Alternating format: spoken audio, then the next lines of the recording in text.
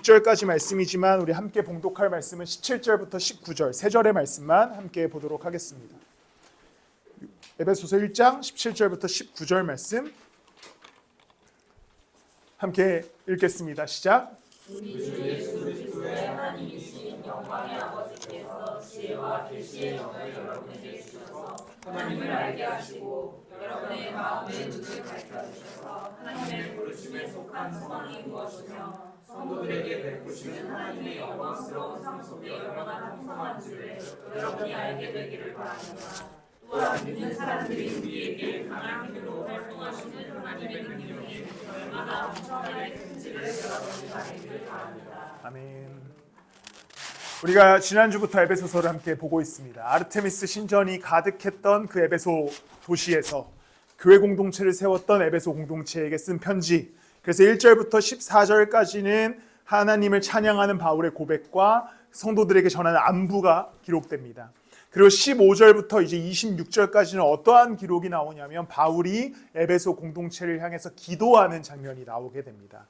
15절과 16절은 이렇게 이제 기록해요. 16절에 보면 여러분을 두고 끊임없이 감사를 드리고 있으며 내 기도 중에 여러분을 기억합니다. 이제 에베소 공동체의 소식을 들은 바울이 감사합니다. 그들이 너희들이 아르테미스 신전이 있는 그 도시에서 열심히 교회를 이루고 있구나. 참 그 감사와 사랑이 넘친다. 그러면서 이제 16절에 내가 기도 중에 여러분을 기억합니다 라고 이야기하면서 17절부터는 이제 기도에 관한 이야기가 나옵니다. 어떻게 기도하고 있는가? 아르테미스 신전이 가득했던 그 도시에서 살아가고 있는 에베소 공동체에게 바울은 그들을 향해 중보해 줍니다. 기도해 주지요. 그 기도의 내용을 통하여서 오늘 말씀을 통해 도대체 이 땅을 살아가는 우리를 위해 기도하는 성령의 기도는 어떠한 기도인가? 어떠한 우리를 향해 삶을 살아가기를 원하시고 어떠한 능력이 있기를 원하시는가에 대해서 함께 말씀을 나누어 보고자 합니다. 기도에는 여러 가지 방식과 또 여러 가지 방법과 또 여러 가지 것들이 있지만 오늘 본문에 나오는 이 바울의 기도는 쉽게 설명하면 중보 기도죠. 바울이 에베소 공동체를 위하여 향하여 기도합니다. 근데 중보 기도에는 재밌는 특징이 하나 있습니다. 예를 들어 제가 여기 규화를 위해 기도한다 하고 생각했을 때 중보 기도죠. 근데 규화가 원하고 바라는 뜻이 있을 수 있죠. 근데 중보 기도의 특징은 어떤 특징이 있냐? 제 마음대로 기도할 수 있죠.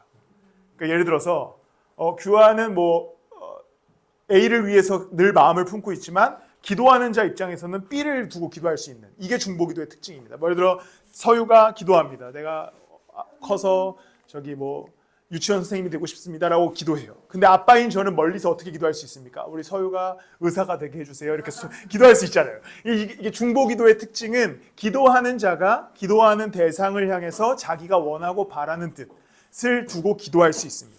바울의 기도가 그런 것이겠죠. 바울은 에베소 공동체를 향해 기도하면서 에베소 공동체가 이런 공동체가 되기를 원했고 또 이러한 상황 속에서 이렇게 살아가기를 원했기 때문에 바울은 에베소 공동체를 두고 중보 기도합니다. 그리고 또한 이 바울의 기도는 에베소 교회 공동체를 향하는 것을 넘어서 이제 오늘날을 살아가는 교회 공동체들, 이 땅과 이 사회를 살아가는 교회 공동체들에게 마찬가지로 그 기도가 닿는 듯한 느낌이 듭니다.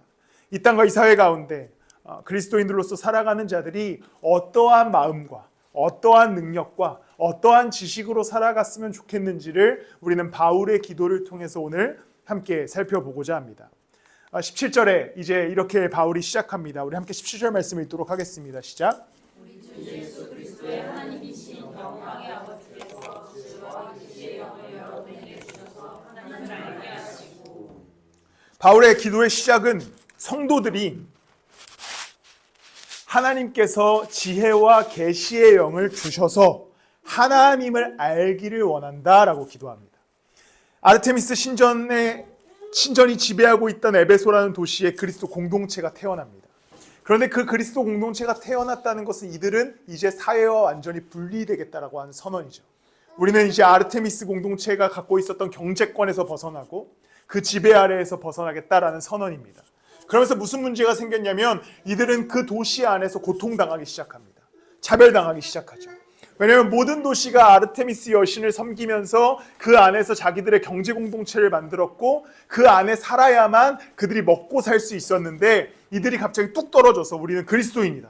우리는 하나님을 섬긴다라고 해버리면 그들은 계속해서 이제 차별당하고 경제적으로 불평등해지고 그리고 직업을 잃게 되고 정말 사회적으로도 그 안에서 무시당하고 천대당하는 상황 속에 빠져버리게 됩니다. 그런데 바울이 그런 교회를 두고 기도해요. 근데 어떻게 원래 보통 이런 상황 속에서 기도할 때는 고통의 문제가 해결되기를 기도하겠다. 경제적인 문제가 좀 나아지기를 기도하겠다. 너희들의 삶이 조금 평안해지기를 기도하겠다라고 기도해야 되는 것이 우리가 보통 맞다고 생각하지만 그 고통 속에 있었던 에베소 공동체, 차별과 핍박과 그 안에서 경제적으로 모든 것을 상실해버린 그 공동체를 두고 바울이 기도할 때 어떻게 기도하냐면 하나님 알기를 바란다. 그런 상황 속에서 하나님을 좀 알기를 바란다. 이 기도가 단순히 하나님을 알게 하시고라고 기도하지만 이것은 사실 바울 성도들이 읽었을 때는 약간 좀 이것밖에 못해? 라고 할 수도 있는 거죠. 왜냐하면 자기네들은 지금 경제적으로 핍박당하고 있고 사회적으로 차별당하고 있고 정말 천대받고 있는 상황인데 바울의 기도를 딱 읽었는데 하는 말이 야 하나님을 좀 알길 바란다. 얼마나 열받았겠습니까? 아니 우리한테 좀 더 축복해 주시지 이게 뭐냐. 하지만 이제 이 다음 18절부터 바울이 왜 하나님을 아는 것이 가장 큰 능력인지를 하나씩 설명해 갑니다. 이 바울이 하나님을 알게 하시고라고 고백한 데에는 단순히 지식적인 것을 의미한 게 아니에요. 그러니까 우리는 보통 하나님을 알아라, 하나님을 아는 지식을 좀 가져라라고 할 때 그냥 성경을 많이 알고 뭐 그 지식적인 것을 많이 알고 어떤 뭐 정보와 내용적인 것을 많이 아는 것으로 인식하지만 바울이 오늘 하나님을 알기를 바란다라고 했을 때의 이 하나님을 아는 지식은 단순히 그런 정보 아니면 하나님이 어떤 분인가 이런 것을 넘어서 하나님에게는 어떤 능력이 있고 그 능력으로 살아가는 우리에게는 어떠한 은혜와 어떠한 복이 있는가에 대한 설명을 뒤에부터 밝히기 시작합니다. 먼저 알아야 할 하나님을 아는 지식은 18절에 이렇게 기록합니다. 우리 18절 말씀을 함께 읽도록 여기까지만 읽으시면 됩니다. 노란색까지만 함께 읽도록 하겠습니다. 시작.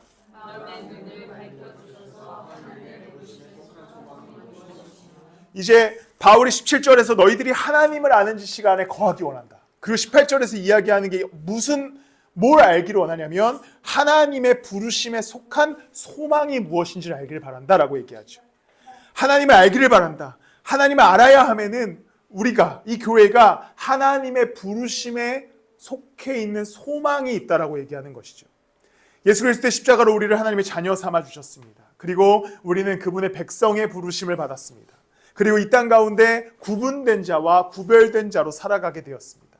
이것은 하나님의 부르심이 있는 것이죠. 근데 이 부르심이 있다는 것에는 오늘 본문에 뭐라고 얘기하냐면 소망이 있다고 얘기합니다. 소망이 있다고. 우리가 로마서 8장 28절 말씀을 이 부르심을 받은 자들에게 어떠한 소망이 있는지를 함께 말씀을 나눠보고자 합니다. 로마서 8장 28절 말씀입니다. 함께 읽겠습니다. 시작. 하나님을 사랑하는 사람들, 곧 하나님의 뜻대로 부르심을 받은 사람들에게는 모든 일이 서로 협력해서 선을 이룬다는 것을 우리가 압니다.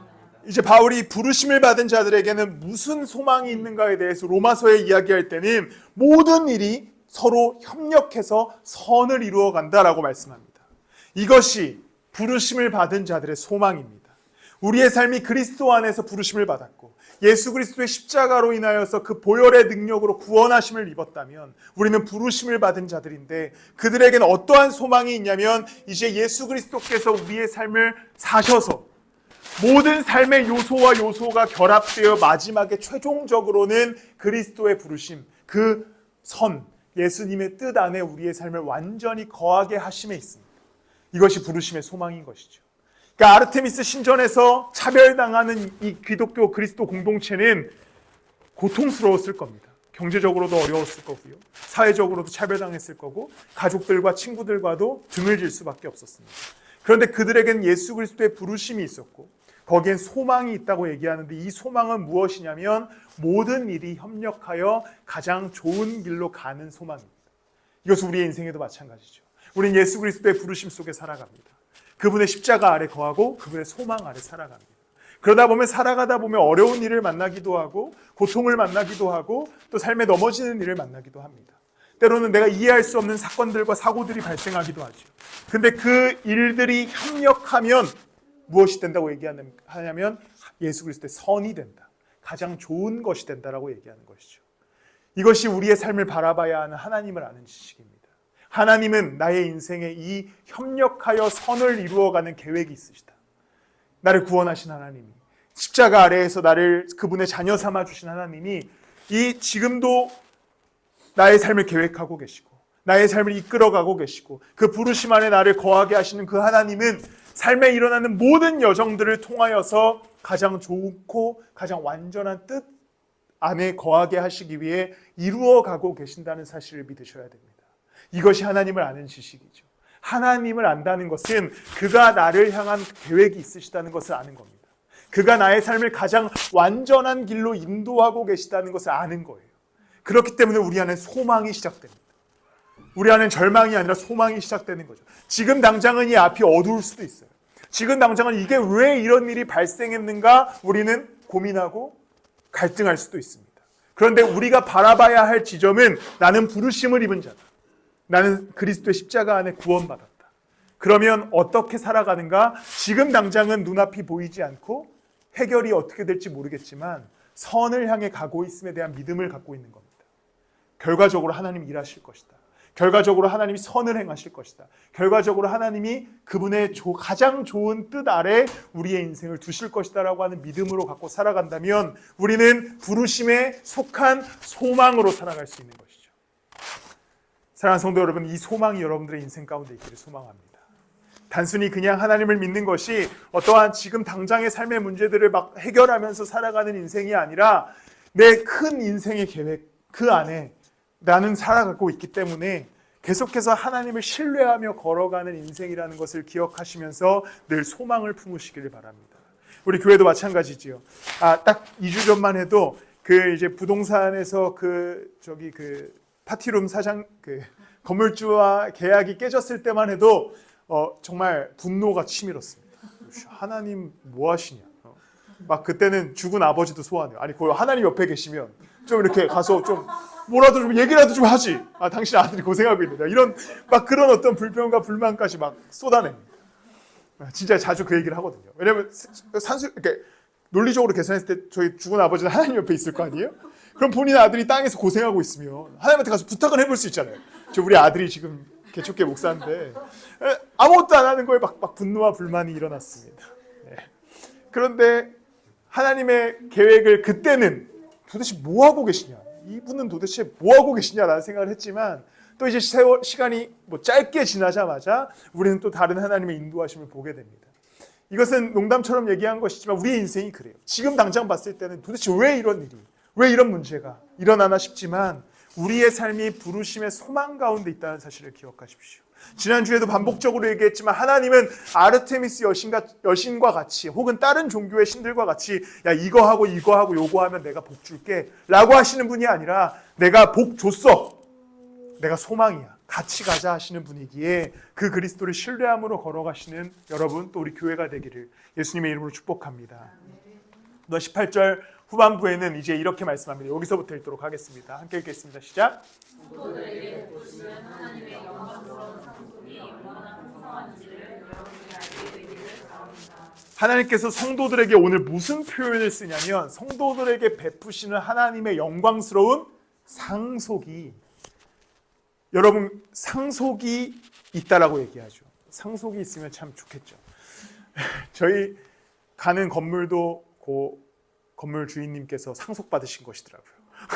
증여. 그러니까 아직 안 돌아가셨는데 어쨌든 이 상속이라고 하는 개념은 사실 선물 혹은 복이라는 개념보다 한 단계 위에 있는 것이죠. 왜 그럴까요? 상속.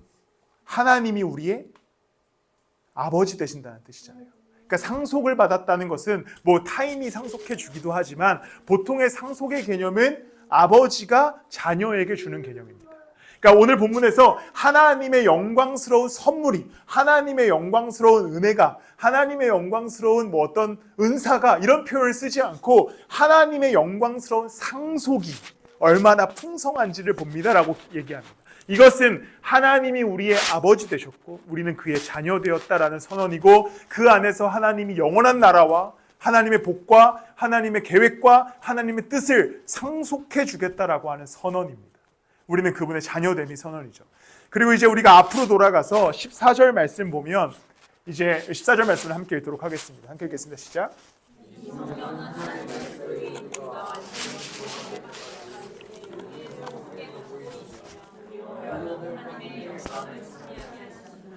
이제 상속을 최종적으로 받는 것은 하나님 나라다. 구원받음이다 라고 얘기해요. 그런데 그것이 먼 미래에 너희들이 죽고 나서 받는 하나님 나라라는 표현이 맞지만 담보를 주신다고 얘기합니다. 너가 상속받은 자로서의 담보를 줄게. 그 담보가 무엇이냐? 이 성령은 이라고 얘기하죠. 우리가 완전히 그 하나님 나라에 거하기까지 그곳에 상속을 받았다라고 얘기합니다. 그런데 하나님이 무슨 얘기를 하냐면 지금 너희들의 삶은, 우리들의 인생은 담보물이 하나 있다. 그 담보물이 무엇이냐? 성령이다. 근데 성령은 무엇입니까? 하나님이시죠. 하나님이 우리의 담보물이 되셔서 우리와 함께 하신다는 겁니다. 그러니까 우리가 영원한 나라를 상속받았어요. 하나님의 은혜와 복을 상속받았어요. 근데 우리는 먼 미래를 바라보면서 내가 죽고 나면 뭐 천국 갈 수 있겠지, 이 정도의 차원의 은혜가 아니라 그건 맞지만 오늘 지금 영원히 우리와 함께 하시는 성령이 담보물이 되셔서 지금 우리와 함께 걸어가 주시겠다라고 하는 약속입니다. 성령의 이름이 무엇입니까? 보혜사, 돕는 자라는 분이시죠. 이 성령이 우리를 도우시고 우리를 위해 기도하시고 우리를 위해 그 심령을 애통해 해가며 우리를 기도하시는 성령께서 이제 우리의 담보물 되셔서 우리와 끝까지 함께 해주신다는 겁니다. 그 나라에 이를 때까지. 그러니 우리의 오늘의 인생이 힘이 되고 소망이 되는 겁니다. 이건희 회장이 어느 날 이제 너는 지금부터 이희 중이다. 자, 이제 내가 상속해 줄게 라고 얘기해요. 근데 아무도 이건희 회장은 돌아가셨지만 이제 아무도 안 믿잖아요. 저 지금부터 이희 중입니다. 저 성을 팠습니다. 저 이건희 회장의 상속을 받은 자. 이러면 아무도 안 믿겠죠. 근데 어느 날 갑자기 이건희 회장이 내가 지금부터 같이 다녀줄게. 내가 같이 다녀줄게. 그래서 이건희 회장이 저를 끌고 다녀요. 제 아들입니다. 이러면 사람들이 어떻게 믿겠습니까? 믿죠. 왜냐하면 이건희 회장이 직접 가서 얘기하는 거잖아요. 제 양자입니다. 제가 구속했습니다. 이렇게 얘기하면 믿게 되는 것이죠. 오늘 하나님이 말씀하시는 게 그런 거예요. 내가 하나님 나의 나라를, 내가 너희를 나의 자녀 삼아줬다. 근데 안 믿어? 사람들이 안 믿어? 성령을 보내서 함께 해줄게. 하나님이신 성령 하나님께서 우리와 함께 하심이 그 상속의 증거가 되는 겁니다. 성령께서 오늘 우리를 도우실 것이고 이 영원한 나라를 상속받는 우리 가운데 말씀을 읽을 때 말씀을 깨닫게 하여 주실 것이고 삶의 문제를 만날 때 도우시는 자가 우리를 위해 기도하심으로 해결하게 하실 것이고 이제 우리 가운데 성령의 능력으로 때로는 성령의 은사들로 우리를 채워주실 것입니다. 그것이 성령의 담보물 되신 역할인 것이죠. 우리를 전 먼 미래에 야 인생 열심히 살다가 우리나라 와라 라고 하시는 하나님이 아니라 이 나라를 허락했으니 지금 나와 함께 가자. 내가 도와줄게 라고 하시는 그 하나님을 믿음으로 이 땅의 삶의 소망을 가지고 걸어가시는 여러분들이 되시길 예수님의 이름으로 축복합니다. 그리고 이제 19절에 마지막으로 하나님의 이제 무엇을 알게 되기를 바라는지 마지막으로 얘기할 때 19절에 이렇게 얘기합니다. 함께 한 목소리 읽도록 하겠습니다. 시작. 믿는 사람들이 우리에게 강한 힘으로 활동하시는 하나님의 능력이 얼마나 엄청나게 크신지를 여러분이 알기 바랍니다. 이제 15절에 바울이 여러분들이 하나님을 아는 지식이 있기를 바랍니다 라고 기도하면서 쭉쭉쭉 이야기하는데 19절에 이제 너희들이 어떤 것을 알기를 바라느냐라고 얘기하냐면 하나님의 능력이 얼마나 엄청나게 큰지를 알았으면 좋겠다 라고 얘기하면서 이제 20절부터는 그 능력이 어떤 능력인지에 대해서 설명해 줍니다. 20절에 보면 하나님께서는 이 능력을, 자 19절에 하나님의 능력이 얼마나 엄청나게 큰지를 알길 바란다. 근데 20절에 무슨 얘기를 하냐면 하나님께서는 이 능력을 그리스도 안에서 발휘하셔서 라고 얘기하죠. 그러고 나서 이제 뒤에부터 이런 말씀이 나옵니다. 그분을 죽은 사람들 가운데서 살리시고 하늘에서 자기의 오른쪽에 앉히셔서 모든 정권과 권세와 능력과 주권 위에 그리고 이 세상뿐만 아니라 오는 세상에서 일컬을 모든 이름 위에 뛰어나게 하셨습니다. 그러니까 우리 가운데 있는 하나님의 능력은 어떤 능력이냐면 예수 그리스도께서 누리신 능력이라는 거죠. 이 능력을 알길 바란다. 근데 이 능력이 어디서 발휘됐냐? 예수 그리스도 안에서 발휘됐다는 겁니다. 그리스도의 십자가 지심, 그리고 그로 인해서 죽음을 이기신 것, 그리고 다시 살아나신 부활의 능력. 이 능력이 그리스도만 혼자 영광받고 혼자 찬송받은 능력이 아니라 이 능력은 그대로 그리스도인들에게 전가되어서 그리스도인들도 그 능력 안에서 살아가게 되었다라는 겁니다. 이 능력이 여러분들 가운데 있다라는 것을 제발 알았으면 좋겠다라고 바울이 기도하는 것이죠. 예수 그리스도의 십자가, 죽음을 이기시고 우리에게 생명을 주신 그 은혜는 능력이죠. 죽음을 이기셨고 그리고 그가 만물 위에 거한다라고 말씀합니다. 그런데 이 능력이 어떻게 기록되냐면 오늘 여러분에게 있는 능력이다라고 얘기하죠. 예수님 혼자 영광 받으시는 능력이 아닙니다. 예수님 혼자 나 엄청난 신이지, 나 짱이지 이런 걸 누리기 위해서 십자가에 달리신 게 아니에요. 그 능력을 그대로 고지곳대로 모든 성도들이 누리기를 원하는 그 능력인 것이죠. 그 능력이 너희 가운데 있다는 것을 믿으라고 바울이 이야기하는 겁니다. 22절에 보면 하나님께서는 만물을 그리스도의 발 아래 굴복시키시고 라고 말씀합니다. 그리스도는 죽음을 이기셨습니다. 생명을 그로 인해 우리에게 허락하셨죠. 그리고 우리는 이제 그 능력으로 이 땅을 살아가게 됩니다. 이 땅에서의 실패가 나를 넘어뜨리려 할 때도 있습니다. 또한 이 땅에서의 삶의 문제들이 우리를 넘어뜨릴 때도 있죠. 또 여러 가지 갈등과 여러 가지 삶의 요소들과 일들이 우리를 혼란하게 하고 혼잡하게 할 때가 있습니다. 그런데 인간이라고 하는 존재의 가장 큰 문제, 죽음이죠. 이 죽음을 극복하신 예수 그리스도의 능력이 모든 삶의 요소 가운데 역사하고 있다면 우리의 삶에 일어나는 모든 문제들도 그리스도가 이기신다는 사실을 믿으십시오. 그리스도가 우리에게 소망이 되시는 이유는 그분이 누리신 능력이 우리에게도 능력이 됐기 때문입니다. 우리가 이 땅 가운데 담대함을 얻을 수 있는 이유는 그분이 누리신 그 모든 영광이 우리에게도 영광이 되기 때문입니다. 예수님은 저 멀리서 우리를 기다리시면서 한번 너희들 열심히 살아봐라. 그럼 내가 어떻게 구원해 줄지 말지 결정할게 라고 하시는 분이 아니라 내가 누린 이 능력이 너희들 모두에게 있다. 나를 믿으면 하나님의 자녀가 되는 권세를 준다. 하나님이 우리를 이처럼 사랑하사 예수 그리스도를 보내셨으니 우리는 그걸 믿는 자마다 영생을 얻게 된다. 라는 이 말씀들이 우리 가운데 하나하나 한 구절 다 능력이 되는 겁니다. 사랑하는 성도 여러분, 예수 그리스도를 믿는 믿음 안에 거하십시오. 그것은 그분의 능력을 부분적으로 누린다는 이야기도 아니에요. 오늘 구절을 보면 그것을 요만큼 경험하게 해줄게 라고 말씀하시지도 않아요. 그 능력은 다 예수 그리스도 안에서 발휘됐다라고 얘기하면서 우리도 그 능력 안에 살아가게 된다라고 얘기합니다. 한 주간의 삶, 그리스도의 능력을 믿으시고 그분께 간구하시고 그 말씀 안에 거하시며 살아가실 때 그 능력을 하나님께서 여러분들의 인생 가운데 발휘시켜 주실 것입니다.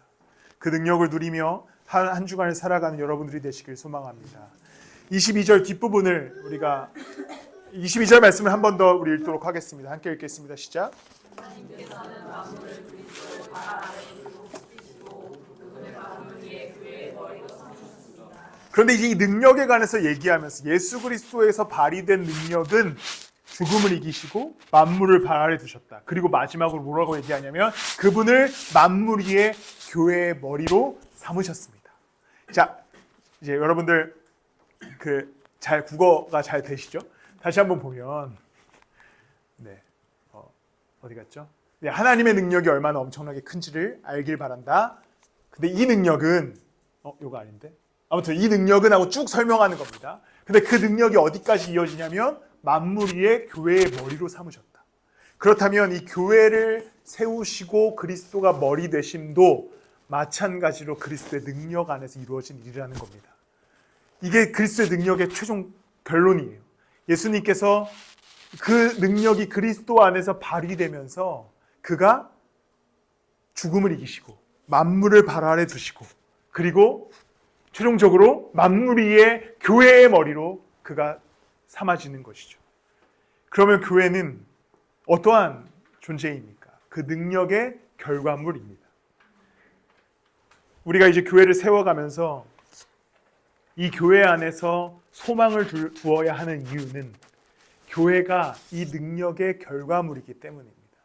교회라고 하는 것이 어떠한 사교 모임이거나 아니면 옛날 율법 회당과 같이 지식적인 정보를 전달하는 곳이거나 혹은 어떤 우리의 감정적인 동요를 위해서 오는 곳이 아니라 그리스도가 머리 되신 교회이고 그 그리스도가 머리 되심에는 예수 그리스도의 능력이 발휘된 것이면 이 교회 안에 그 능력이 여전히 살아 숨쉬기 때문에 우리가 교회 안에서 말씀을 배우고 또 함께 찬양하고 함께 기도하고 성도의 교제를 이루어가는 모든 일들이 그분의 능력 안에서 이루어지는 일이라는 것을 기억하십시오. 그래서 우리는 여러분들이 그리스도와 동행하는 삶을 아직 잘 모르신다면 이 교회 안에서 배워나가시길 바랍니다. 이 하나님의 말씀을 모르신다면 말씀 안에 교회 안에서 배우시기를 바랍니다. 뽑으신 말씀들을 잘 또 1년간 교회 안에는 사람의 모임이지만 그리스도의 능력으로 세워진 교회라면 이 안에서 우리가 하나님을 알아가고 말씀을 묵상해 나가고 예수 그리스도가 누구신지를 찾아 나갈 때 그 능력이 이 교회 안에서 발휘될 줄을 믿습니다. 교회 안에 소망을 두시고 함께 그리스도를 경험하고 그 함께 예수 그리스도의 말씀의 능력을 경험하고 함께 하나님을 아는 지식의 능력을 경험하는 저와 여러분들이 되시기를 예수 그리스도 이름으로 축복합니다. 말씀을 마무리하겠습니다. 오늘 바울의 이 16절부터 이 긴 기도가 15절부터 이 긴 기도를 한 문장으로 요약하면 하나님을 좀 알아라 라는 거죠. 하나님을 좀 알아라. 근데 이 하나님을 알아라 라고 하는 거에는 하나님을 알면 그 안에 담대함을 얻게 되고 소망을 얻게 되고 그분의 능력을 알게 된다라는 것이요.